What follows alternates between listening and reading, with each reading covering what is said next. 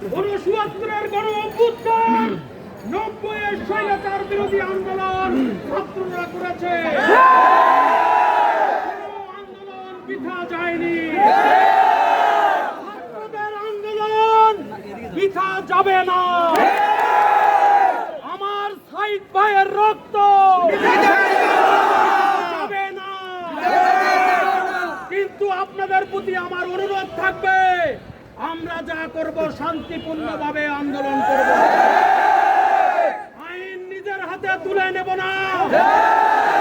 আমরা কেউ যদি আক্রান্ত না করে আমরা আমাদের প্রতিহত করব না, আগ বাড়িয়ে আমরা কাউকে আহত করব না। ভাইরা, আপনার আজকে আমাদের কেন্দ্রীয় ভাবে কর্মসূচি দেওয়া হয়েছে।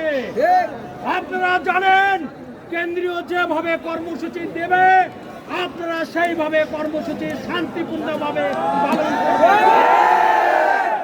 আমাদের গতকাল সেনাবাহিনীর প্রধান বলেছেন আমরা জনগণের সঙ্গে আছি। আজকে অন্যান্য বাহিনীও বলছে, বুঝতে পেরেছে তাদের ভুলের কথা। কেউ আমাদের শত্রু নয়, প্রশাসন আমাদের শত্রু নয়। কিছু সুবিধাভোগী লোক তাদের গদি রক্ষার জন্য, তাদের দুর্নীতি লুটপাটের জন্য আজকে আন্দোলনকে তারা গুলি